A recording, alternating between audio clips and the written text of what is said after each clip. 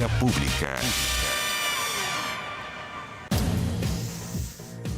¿Qué tal a todos? Bienvenidos a Vía Pública. Esta noche el presidente de la República se dirigió en cadena nacional al país para comentar y transmitir los detalles de la ley de presupuesto para este 2024. Está pronto a partir. Todavía no terminemos el año porque estamos en noviembre aún, pero es lo que significa el año que sigue, el ejercicio 24. En cadena nacional, entonces, el mandatario destacó que se asignarán recursos para las principales áreas de preocupación de la ciudadanía. Hizo un énfasis especial en seguridad, en reactivación económica, habló de crecimiento. No siempre ha estado en los discursos del presidente mencionado el concepto del crecimiento económico, ahora sí estuvo. Reactivación económica, salud, educación, fueron los pilares de este mensaje del jefe de Estado. En esta línea, el presidente Boric destacó la creación de 100.000 nuevos empleos formales para 2024. En materia de obras públicas, se construirán 6 nuevos hospitales, además del monitoreo de otros 21 que ya están en construcción. Se habló de ampliar la gratuidad de la educación superior, entre otros temas. El mensaje destacó en aumento del 3,5% del gasto público y un 5,7% solo en materia de seguridad. Bueno, el mayor de los últimos 8 años. Ojo con eso, la seguridad, que es, dijo el presidente, que es la principal preocupación de los chilenos. Bueno, ahí se condice con las cifras entonces que están expresadas en el presupuesto, porque no hay que solo decir cosas, sino que hacer. Y aquí hay una coincidencia.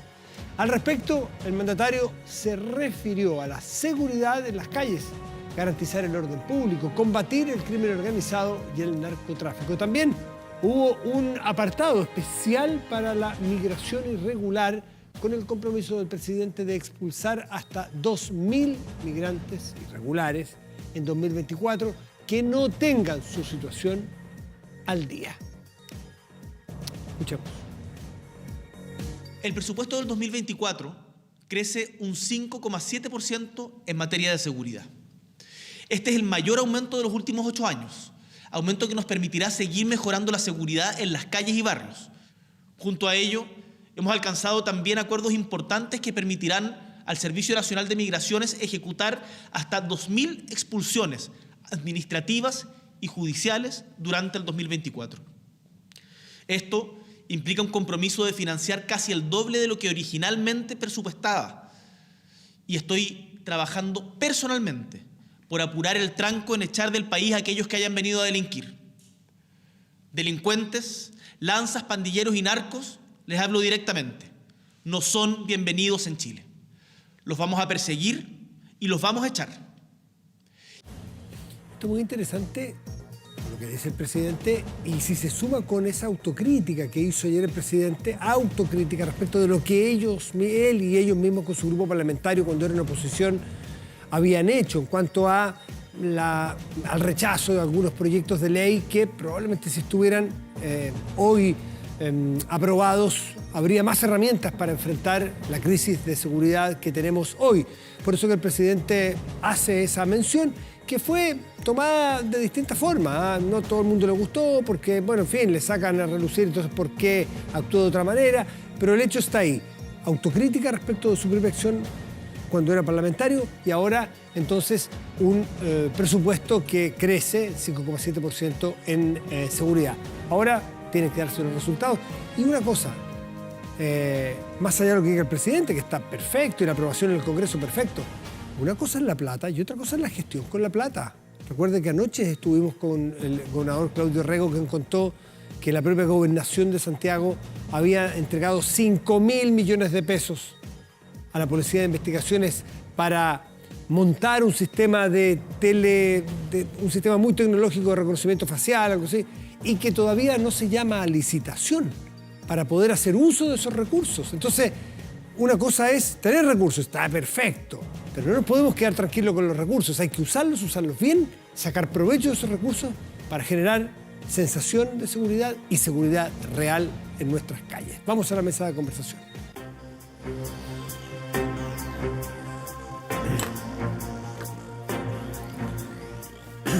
Bueno, Se aprobó en el Senado el informe de la Comisión Mixta de Presupuesto y están estos gastos que plantea el presidente, el 3,5% de aumento en el gasto, el 5,7% en seguridad específicamente, y hay otros ítems. De estos y otros temas, naturalmente, de la contingencia, vamos a conversar con el senador del Partido Socialista, integrante de la Comisión de Hacienda, José Miguel Insulza. Senador Insulza, muy buenas noches, gracias por recibirnos. Muy buenas noches, don Matías, ¿cómo está usted? Qué gusto de saludarlo. Igualmente, quiero partir por lo último que se ha señalado yo en la apertura. Tener recursos es condición necesaria, pero no suficiente para poder atacar de buena manera la delincuencia. ¿Cómo será ahora para hacerlo? Yo estoy de acuerdo en eso. Creo que en realidad, por ejemplo, para poder expulsar la gente que usted quiere expulsar, tiene que recibirla en los países de donde vienen. Lo que pasa es que, claro, si vienen de Argentina, de Perú o de Bolivia, es muy simple, se les pone en la frontera. Pero si ya vienen de más lejos, se plantea el problema de que el país los quiera recibir, ¿no? Y la verdad es que estamos viendo una situación bastante reticente, por así decirlo, del país más, de donde han venido más extranjeros. Hoy día, históricamente en Chile, la mayoría de los extranjeros eran peruanos. Ahora se han agregado fundamentalmente los venezolanos en una cifra mucho mayor. Y si Venezuela no recibe las personas que Chile expulsa, ese es un problema que ciertamente todavía tenemos que resolver. Usted que es senador por la zona, por Arica, por el norte, la frontera norte de nuestro país, ¿le hace cuestión o ha analizado hasta qué punto vale la pena, dada la situación que tenemos, gastar recursos, energía, logística, tiempo, discusión política en las expulsiones administrativas versus las expulsiones judiciales, que son personas que han cometido delito? Porque han planteado muchas personas replantearse la necesidad de no dar prioridad a unos versus otros. Yo entiendo que cuando se habla de gente que ha venido a delinquir, como lo dijo el presidente, es porque hay gente que forma parte de bandas, de pandillas, etcétera, pero no han sido acusados de ningún delito de sangre. Si se ha sido acusados de un delito de sangre, a mi juicio lo normal debería ser que sean procesados y metidos a la cárcel en Chile como cualquier otro delincuente. Eso siempre ha sido así, y por lo demás el individuo hasta podría defenderse diciendo, mire, ¿por qué me echan si yo tengo derecho a estar preso en Chile? Cosa que no ocurre realmente. A los delincuentes les gusta que los echen, porque en sus países, de los países donde vienen, generalmente los reciben mejor, por así decirlo. Pero yo creo que efectivamente no hay que confundir aquí con la expulsión de aquel que, inclusive legalmente, que no tiene documentos, etcétera, que ha militado en muchos sentidos. Ataque a personas, andar armado por la calle, cosas por el estilo, todo eso sí hay que echarlo. Pero los que han cometido un delito tienen que ser juzgados primero. Eso generalmente es la norma. Hay quienes prefieren lo contrario, lo reconozco. Pero se les puede conmutar la pena. Los agarremos y los echamos. Pero la verdad es que yo por lo menos creo que cuando han cometido un delito grave en Chile tienen que ser juzgados y condenados acá. Y ahí está el problema siempre de su encarcelamiento, Matías, porque es un tema bien curioso. Algunos de estos criminales cometieron muchos delitos en su país, pero no tienen prontuario, no tenemos los certificados antecedentes. Entonces hay que tener cuidado que no vayan a la cárcel como primerizos, ¿no? Porque ir a la cárcel como primerizos van a contagiar a un montón de gente, por así decirlo. Sí. Así que el tema del lugar donde se les encarcela también es un problema complejo. Por eso yo en general yo tengo alguna cierta predisposición a que sí los expulsen, pero cuando se trate de delitos muy graves, no, tienen que ser juzgados en Chile. Sí. Y respecto de las personas que son expulsadas, y como sabemos, como usted acaba de mencionar, no es fácil conseguir que los países de origen reciban a estas personas, o no siempre es así. Estos centros de transferencia, que es un eufemismo, porque es una suerte de cárcel abierta, que pueden circular dentro de un lugar cerrado, pueden estar con su familia eventualmente, porque no están privados de libertad técnicamente. ¿A usted qué le parece? ¿Le parece que es posible una democracia? Yo soy partidario de eso. Siempre que no viole los derechos de las personas que están con su familia. Por ejemplo, esto que se hace en Estados Unidos, de poner a los niños a un lado y a los adultos en otro, me parece muy inaceptable. Sí. No. Yo creo que efectivamente es un poco raro. A la gente le parece muy raro que le digan que de acuerdo con la ley el señor va a ser expulsado, pero si no lo consiguen expulsar en 5 días lo tienen que poner en libertad. Sí. No, lo normal es que vaya a un centro de transferencia en el cual efectivamente espera hasta que lo puedan expulsar. Y que tenga un trato digno, no se trata de hacer una prisión tampoco. ¿Y eso se conversó, senador Insulza, en el presupuesto? ¿Hay algún proyecto para eso? ¿Hay financiamiento para eso? Porque no debe ser barato. Sí, perdón. El tema de las cárceles sí se conversó, el tema de las prisiones, eso sí. Porque hay, como usted sabe, una sobreocupación de las prisiones y ese es un problema que tiene muy preocupado al ministro de Justicia, sobre todo.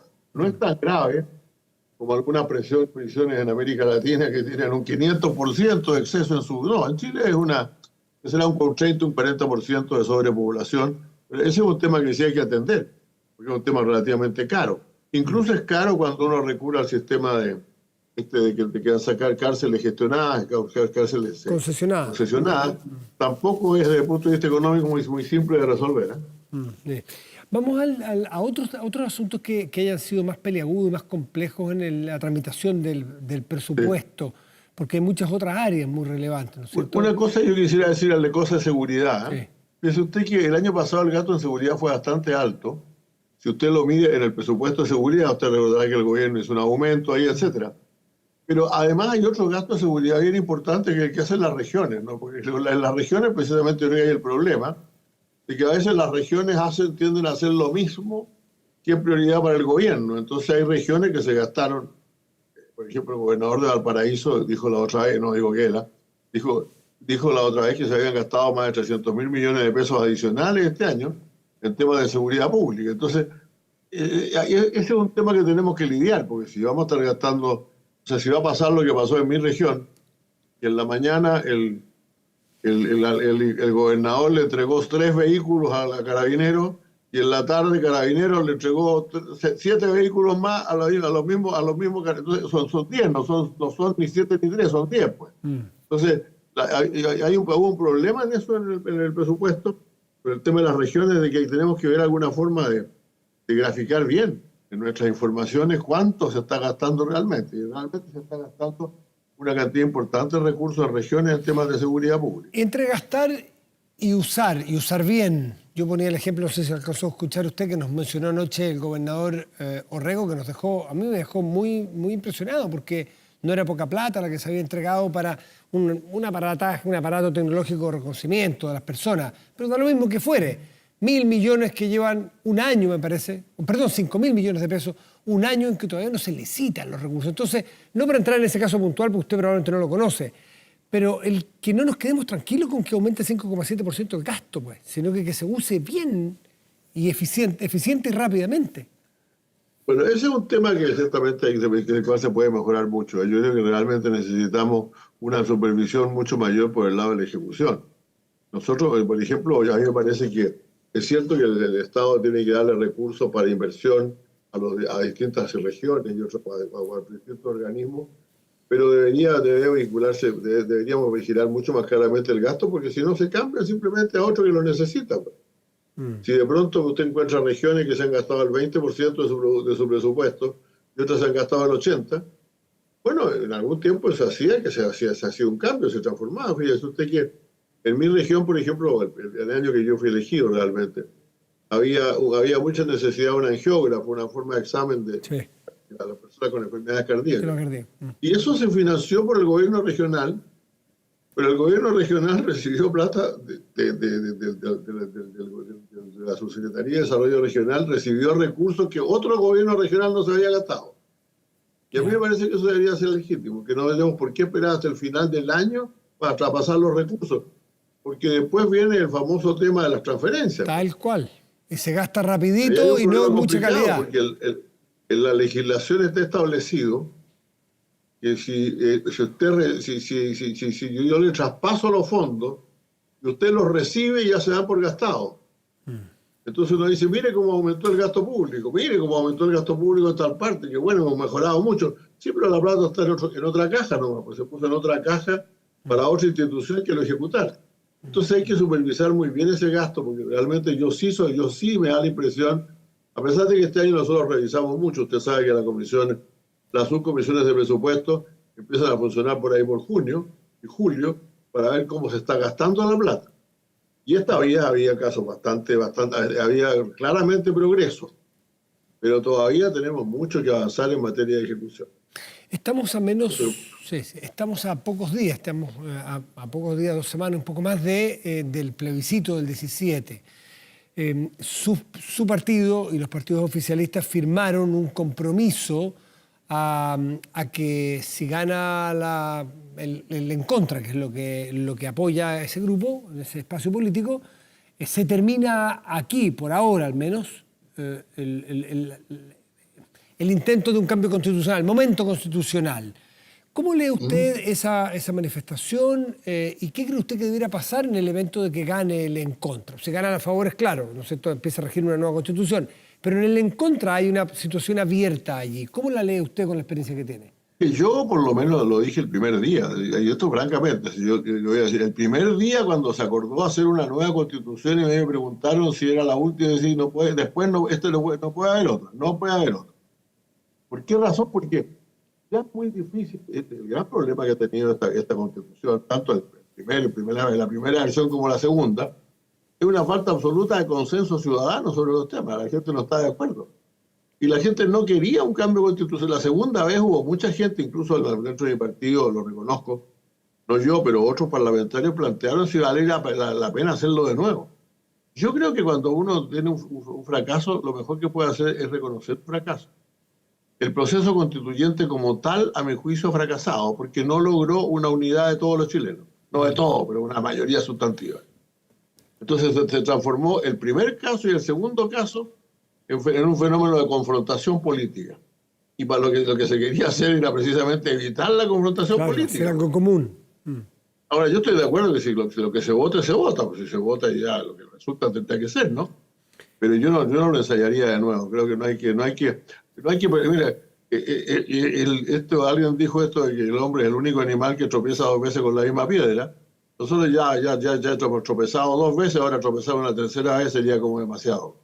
Ya, pero también usted que tiene harto carrete en esto, no sería raro que no todos, pero algunos, si ganan en contra, en la noche del 17, alguien diga, estamos contentos, los que están en contra, estamos contentos, ganamos, pero no nos podemos quedar tranquilos porque la constitución que tenemos es una constitución nacida en dictadura, porque el origen no va a cambiar jamás. Puede ser buena, les puede gustar más, menos. Entonces, va a haber un porcentaje que se va y a lo mejor en el tiempo empieza la semana, al mes, al año, decir, ya, ¿por qué no? Fíjese que nos sigue molestando esta constitución neoliberal. Entonces, ¿se va a quedar tranquilo? Yo me preocupa algo. Yo no soy de aquellos que yo nunca usé el término constitución de Pinochet. Nunca. Ya. Una razón muy simple, porque sería como negarse a uno mismo. Si yo trabajé 3 años, yo fui ministro del Interior de Ricardo Lagos durante 5 años y 2 meses, y sin embargo, y ese periodo estuvimos trabajando en la reforma de la Constitución. Y la Constitución de hoy día lleva la firma de Ricardo Lagos. Entonces a mí en esa parte yo reconozco que yo pienso que uno de los más graves errores que se cometieron en esto, dándose el futuro, poner a la gente en esa circunstancia. Para usted, decirle, mire, si usted vota a favor, va a votar a favor del dictador que tuvimos hace 20 años atrás.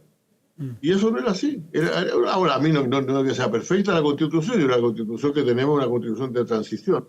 Tiene fenómenos, tiene todavía aspectos autoritarios importantes, las Fuerzas Armadas no deberían estar en la Constitución, no se hacen cosas más, pero la verdad es que hemos sobrevivido, por así decirlo, con esta Constitución, pues.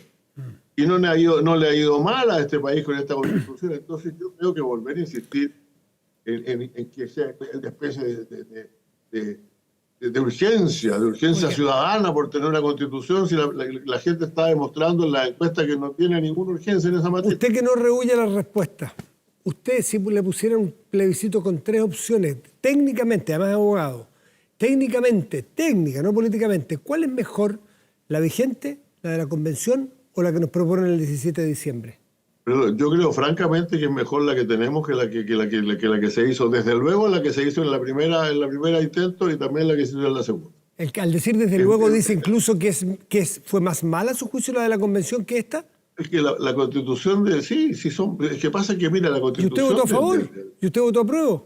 No, yo voté a favor y lo lamento francamente. Lo lamento sinceramente. Yo hago cotidianamente mi autocrítica creo que no tenía, de esa constitución era realmente un desastre. Y creo que la actual simplemente refleja una visión conservadora de la sociedad que tampoco interpreta a todos los chilenos. Yo haría una constitución mucho más corta, una constitución en que se diga cuáles son los principios fundamentales de la constitución chilena o del Estado de Chile, cuál es la forma de organizar el Estado de Chile y cuáles son los derechos fundamentales de los ciudadanos y nada más, lo demás se lo dejaría a la ley. José Miguel Insulza, senador socialista, muchísimas gracias como siempre por conversar con nosotros.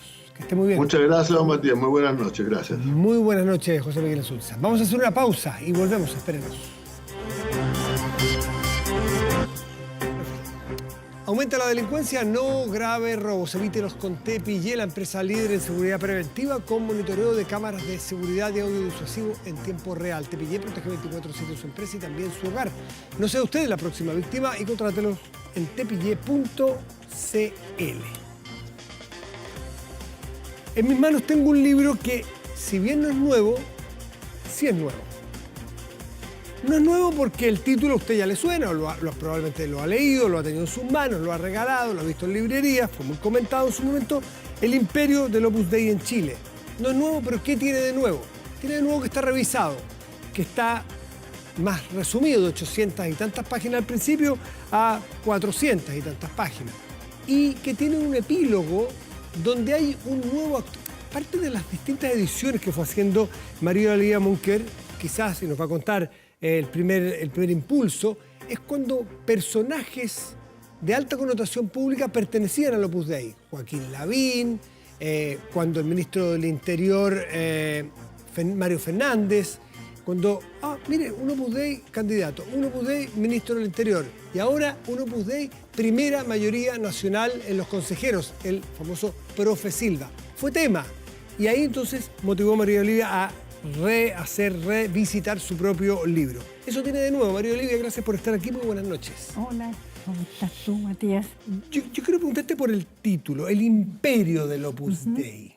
Claro, yo sé que los títulos a veces lo ponen los editores porque en los anaqueles se ve mejor un título así que otro a lo mejor que hubieses elegido tú, pero ¿cuál es el verdadero poder del imperio hoy del Opus Dei con una iglesia católica que ha retrocedido bastante? Así es.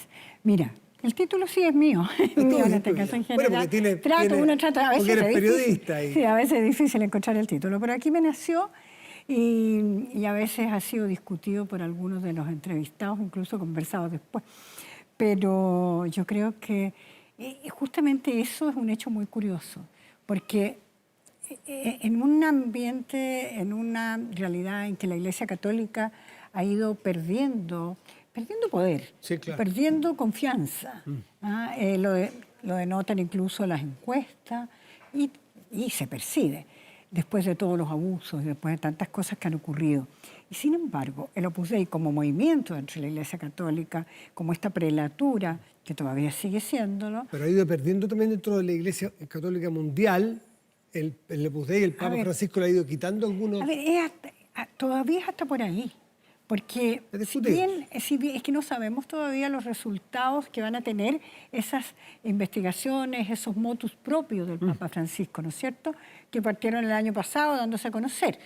Porque lo concreto es que el Opus Dei hasta ahora ha ido creciendo, se ha ido fortaleciendo, no solo en Chile, sino que en diversos países del mundo, en todos los continentes. Y eso es bastante impactante. Ahora, en el caso chileno, si bien no es un movimiento masivo, pero sí, como uno podría decir, de verdad llega a las élites, llega a círculos de poder, de acuerdo también a lo que muchas veces en conversaciones, en entrevistas, a mí me lo planteaban, y lo dejó escrito el propio José María Escrivá de Balaguer, cuando decía de que los integrantes de la obra de Dios, de Opus Dei, obra de Dios en castellano, ¿no es cierto?, tenían que llegar a la cima de las actividades humanas.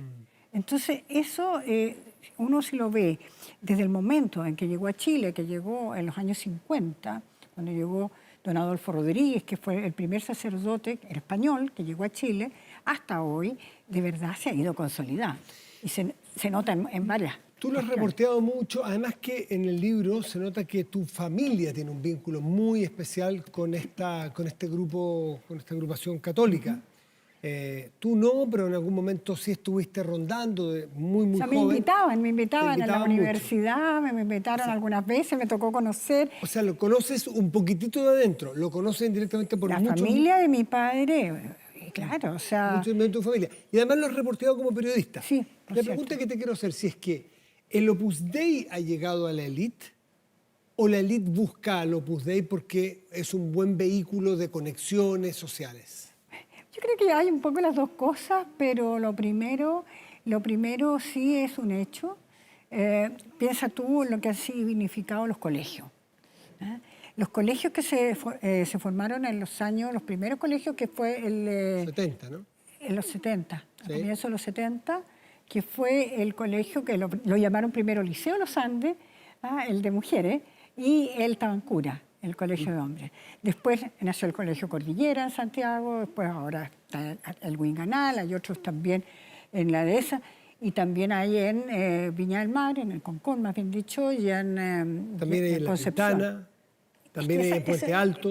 Esas tienen otras características, porque unos son los particulares, que son los que dicen que son de los padres de familia, pero que en definitiva hay sociedades educacionales que pertenecen, son de la obra y de supernumerarios de la obra, y por otra parte está los de la Fundación Nocedal, que son los que están en La Pintana y los que ahora también están en Puente Alto. Ahora, tú mencionaste una cosa, Matías, al comienzo que yo te la quería comentar, y es en cuanto a la motivación. ¿Tu motivación a escribir este libro? Sí, porque fíjate tú que en los casos anteriores que uno veía, como los supernumerarios, el caso de Mario Fernández, que había sido ministro de Interior, ¿no es cierto?, siendo demócrata cristiano en gobierno de la Michelle Bachelet, o el caso del propio Joaquín Lavín, cuando llegó a ser candidato a la presidencia de la República, que habría sido el primer presidente del Opus Dei en el mundo, supernumerario. La diferencia con este profe Silva, como se presentó, se presentó propagandísticamente, creo yo, que es Luis Alejandro Silva Irarrázaval, es que Luis Alejandro Silva Irarrázaval es un numerario del Opus Dei. Sí, un numerario, claro. Numerario, o sea, es la persona que tiene las 3 promesas, votos les decían antes, después hoy día las llaman promesas, que son la del celibato, con el voto de castidad. Yo lo entrevisté y yo se lo pregunté directamente y me desmintió, me dice que no tenía esos votos. ¿Pero cómo? Sí, pero qué raro. No acuse al mensajero. Lo acusé y mienta. ¿Qué hago yo? Yo le pregunté y eso es lo que me contestó. ¿No dice la verdad? No, es que no los llaman voto ahora. A lo mejor ese es el resquicio. Los llaman promesa. Ya, puede ser. Puede ser. Pero lo que sí es que le tienen que... es decir, son obedientes. Y tienen que ser obedientes. Son obedientes a su director espiritual y son obedientes al director de la casa donde viven. ¿También te desmintió que vive en la casa de Bustamante? No. Yo le pregunté por los votos. Ya. Ahora, si entramos a ver lo que tú nos mencionas, y si está en el ámbito de la libertad de esta persona, de Silva, de Lavín, de Silva, sí, pues Lavín es súper casado. Claro. ¿Qué problema habría respecto de un sacerdote cualquiera que le dedica o le promete obediencia a su orden, los franciscanos, los capuchinos? Mira, si no hay problema en que la gente piense, practique una religión, católica u otra, ¿no es cierto? Si el tema es que, por lo menos en mi mirada, lo que yo veo es que hay este involucramiento de la religión en la política, que se está notando, yo creo que en el caso chileno, bien fuerte. ¿Quién más? Tanto desde el punto de vista católico como también evangélico. Y eso estuvo bastante presente en este último Consejo Constitucional. Eso te voy a decir, no es nuevo, porque tú dices, ojo, el Opus Dei, no sé si te interpreto, el Opus Dei está empezando a tener fuerza en lo político, pero esto no es nuevo. Ven los masones en todo el siglo XX, la fuerza que tuvieron. Claro, no es religión. Los evangélicos llevan años.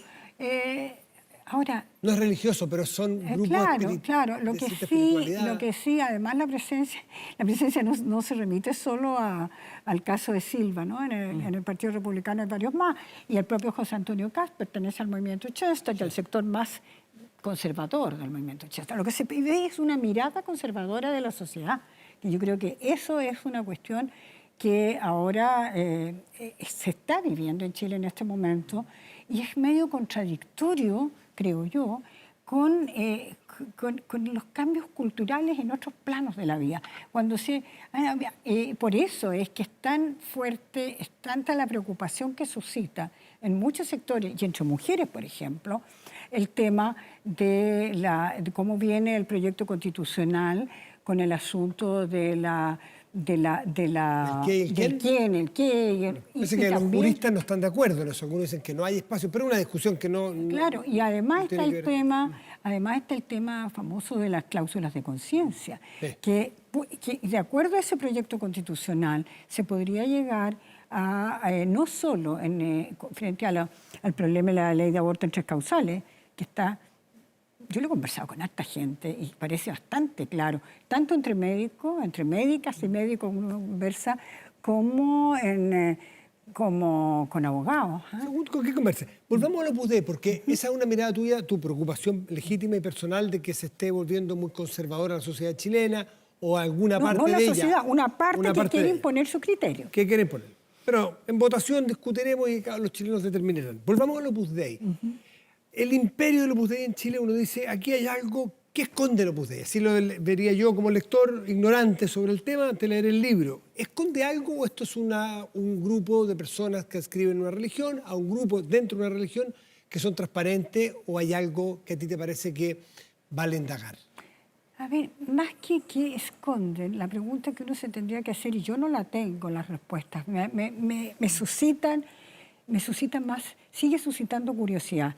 Es que esta relación entre la religión y la política siento que está más acentuada que lo que uno vio, yo te diría, en el transcurso de las últimas décadas.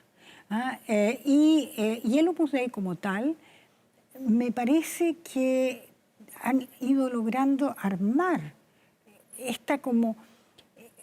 uno podría decir, esta organización dentro de la propia Iglesia Católica, que tienen desde la manera de orar, desde que le dan una importancia a lo religioso. Pero eso es parte de la libertad de cada persona. ¿Cómo ora cada uno? Si le gusta a las 5 de la mañana o si le gusta... ¿A qué te refieres con la manera de orar? Es la manera de orar y es la manera de abordar los temas, ya te lo decía hace un rato, de los demás. Les gustaría que sus criterios fueran los que imperaran. Y eso es lo que también se puede notar en otra faceta, que es el tema de, por ejemplo, son tremendamente críticos de todo lo que tenga que ver. Les costó mucho entender de que las personas podrían separarse en sus matrimonios, que las personas puedan... No solo el Opus Dei, la Iglesia Católica en general. Sí, pero ahí es ¿Cuántos más se opusieron acentuado. a principios de los 90 a la ley de divorcio? Claro, No eran solo los Opus Dei. No, así es. Probablemente toda la Iglesia. Así es, pero ellos son más estrictos en esto. Ya. Y lo que uno ve es que estos sectores, que no es solo el Opus Dei, ahí tú los tienes también a otros. Y que eso es lo que yo te hago la relación con Chester, por ejemplo, también, con otros grupos católicos, que están como que quisieran marcar la sociedad con esos criterios. Yo creo que esa cuestión es bien complicada. ¿Pero de una manera obligatoria o exponiéndola, como quien dice, a la competencia? ¿Ellos exponen esto, soy yo, compito, o quieren imponerle a la fuerza a alguien algo? De alguna manera usan herramientas diferentes. Están usando la herramienta de la educación, tienen influencia en medios de comunicación, y con eso ya tú vas generando cultura. Piensa tú que también, coincide mucho la relación con algunos, no todos, pero algunos de los principales grupos económicos de este país. Hay una relación muy directa ahí, muy directa. La importancia que tienen en algunas agrupaciones que originalmente eran gremiales, pero que se han ido caracterizando con una mirada más ideológica. El caso de la Cámara Chilena de la Construcción. Que uno la conoció hace 50 años atrás, 60, como mucho más gremial es la palabra, ¿no? Que agrupaba ingenieros, constructores, más ¿Y de ellos algún tienen un arquitecto. poder o una intención específica de infiltrarla, por así decirlo? Sí, yo creo que sí, pues que ahí es donde Escrivá les decía que había que llegar a la cima, y estar en la cima de las actividades. ¿Para qué? Esa es la pregunta que uno tendría que hacerse. Para, con sus criterios, influir en la sociedad. Y eso, María Olivia, no es... Claro, lo que dice el señor Balaguer, Escrivá de Balaguer, es una cosa y a lo mejor lo siguen. Pero ¿acaso no es legítimo que cada institución, cada organización quiera llegar a la cumbre de lo que está? Los evangélicos quisieran tener no sé, presidencia de algunas comisiones en el Parlamento, o los masones en el Poder Judicial. Tema, o sea, llegar a influir. Mira, ¿No es acaso? el tema yo creo que ahí es cuando tú tienes que si están sometidos con votos de obediencia, que es en el caso de los directores espirituales, en la Iglesia Católica en general, a uno le hacen mucho ruido, porque tú puedes llegar a apretar un poco la cuerda y llegar al abuso de conciencia. En el caso del Opus Dei hay esta obediencia. En el caso de los evangélicos van a tener esos pastores también, en que la gente le obedece al pastor. Entonces pierden el espíritu crítico. Yeah. Y yo creo que la pérdida del espíritu crítico de sectores importantes de la sociedad es complicado. O sea, tú, a ver si tener a tu juicio al profe Silva, a Luis Alejandro Silva, que es una persona que tiene votos de obediencia, a tu juicio, y que tenga un cargo público, temes a que haya un paso directo entre lo que él actúe públicamente con el Opus Dei. Es decir, que no sea Silva el que fue candidato y elegido el que actúe, sino que la que actúe sea la institución. Yo te lo pongo al revés. ¿En qué sentido? A mí me llama la atención que este profe Silva o el abogado Silva, el numerario Silva, las cosas que ha tenido un papel protagónico, ¿no? Ha tenido un papel protagónico no solo porque tuvo la primera mayoría nacional, gracias a su campaña, sino que además porque... El jefe de bancada. Fue el jefe de bancada. El jefe de bancada, y no sé si habrá sido el redactor de parte del proyecto constitucional que está, pero por lo menos de esas enmiendas. Fíjate que las enmiendas las retiraron algunas, pero quedó todo con algunas cosas como que hicieron concesiones, pero queda ¿Pero qué te dice muy que marcado. es Silva y no el Partido Republicano? Porque Silva Es que uno o hay más. Silva es una figura importantísima dentro del Partido Republicano. Estuvo desde Acción Republicana y luego del partido. O sea, ha estado en estas dos instancias que son bastante clave. Silva era el profesor, fue profesor y después había sido, creo que ayudante de él incluso, esta niña, la Beatriz Hevia, la que presidió la comisión, esa que decía que hablaba de los chilenos verdaderos y los no verdaderos, no sé, implícitamente. Entonces, ahí uno nota cuestiones bastante curiosas, por decirlo menos. Fíjate tú también, no se me va a olvidar la primera entrevista que dio Silva creo que fue a DIF, al Diario Financiero. Sí, claro que sí. Cuando dice el que va a, de todas maneras, a imponer porque tienen más votos. En la calle, el poder de la calle, la fuerza en la calle. Exacto. Entonces, y luego, si tú te das cuenta, en muchas de las argumentaciones hay esos mismos criterios. Yo creo que hay gente que, en el caso de él, una persona que no ha tenido una relación verdadera y una relación con el resto de la sociedad, porque entre tanto voto y entre tanto vivir entre ellos mismos, en casas de numerarios con 10, con 11, no creo que tenga las condiciones para tener el rol político que le ha tocado tener. Ahora, ha llegado por votación popular y eso hay que decirlo. Sí, muy manejada también, porque cuando se pone plata para una campaña, en la medida que se le pusieron, cuando se ponen redes y se crean personajes, que yo te digo, llamarse Luis Silva en Chile, puede ser un personaje muy, a ver, que se le hace como muy amistoso tal vez. Encuentran muchos que tienen buena pinta, y encuentran todas esas cosas. Entonces es un personaje que no... nadie ¿Tú crees que engañó a la gente? Yo creo que hay algo de engaño ahí, hay algo de engaño. Y no hay más candidatos que se ponen delantales blancos, que dicen que van a prometer tal cosa. O sea, ¿por qué Silva es la pregunta? ¿Por qué Silva es el único que Creo que fue una llama la atención? campaña publicitaria, eso se lo podría decir desde el ámbito de lo que uno mira, desde el sentido de la comunicación, una campaña comunicacional bien orquestada. Bien orquestada. Y yo te digo personalmente, aunque había investigado el Opus Dei, supe que este personaje era numerario una semana antes. Uno, porque no le daba tanta importancia tampoco la elección a quienes eran. Lo último que está en lo último que también está en este libro es que llama la atención, y tú lo dices tal cual, salvo la excepción de un sacerdote, me parece, en que a este movimiento o grupo Opus Dei tiene menos acusaciones y de temas de abusos, que ha sido la tónica en muchos de los problemas enormes, en todas las grandes, me puedo equivocar, pero creo que en todas las grandes órdenes religiosas, congregaciones, ha habido problemas con numerosos sacerdotes, importantes sacerdotes, connotados sacerdotes, y tú dices en alguna parte, al Opus Dei no le pasó, salvo un señor Astorquiza. Todavía uno no puede. Salvo un señor Astorquiza. Son dos, Astorquiza y hay otro en el libro, más. Hay otro más que pero tú misma haces monetario. mención de que han estado aparentemente, no sé, no han tenido esas prácticas o no se les ha descubierto esas prácticas a tu juicio, no sé. ¿Cómo te explicas eso? No, uno no puede hacer juicios sobre, creo yo, sobre cuestiones que no hayan ocurrido. ¿Te fijas? O sea, si no se ha denunciado algo, yo no podría decirte... Ya, pero no es que sean culpables los no denunciados, son inocentes si no se han denunciado. Una persona, a ti y a mí no nos han denunciado porque somos inocentes, no porque no nos han pillado. Claro, pero también yo creo que pueden ser cuidadosos. Ya. Pueden ser cuidadosos en eso, y pueden haber tenido los resguardos para que eso no ocurriera.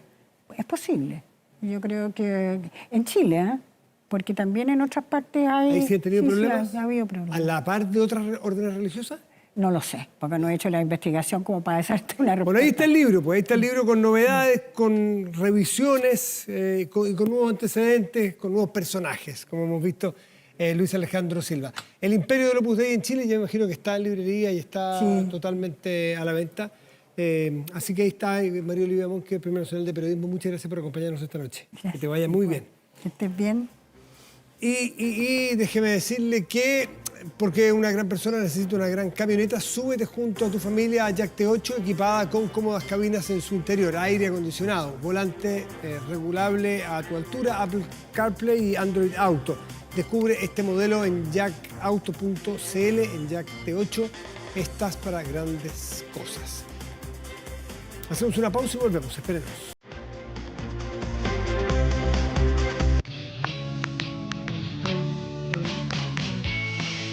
Vamos a revisar nuestro portal de contenidos y noticias 24horas.cl, que en este momento destaca lo siguiente. Pacientes de cáncer, el 76%. Dice sentirse marginado por políticas públicas. Qué importante, qué relevante esta cifra. La primera encuesta de percepción sobre el cáncer. El 91,3% de los pacientes considera que las acciones del Estado no se ajustan ni dan respuesta a sus necesidades. Ojo a las autoridades, porque es una percepción y hay que ver cómo se condice con la realidad de estas personas que padecen esta enfermedad. Detalles 24horas.cl. Vamos a revisar el tiempo en esta parte de nuestra pantalla. Había ayer sol. Bueno, hay más sol que ayer. Porque este sábado, ayer estaba con unas nubecitas. Se fueron las nubecitas. Ahora despejado completo. Y aquí había, y la máxima era 31. Miren, no ha cambiado mucho. Solo que hay de calor a más calor estamos teniendo. Máximas jueves, viernes, sábado, domingo, lunes. Máximas de 27 creciendo a 29 el sábado y a 31 el día lunes. Así que, lo de siempre. Gorrito, bloqueador, sombra, agua. Ahí está, pronóstico del tiempo.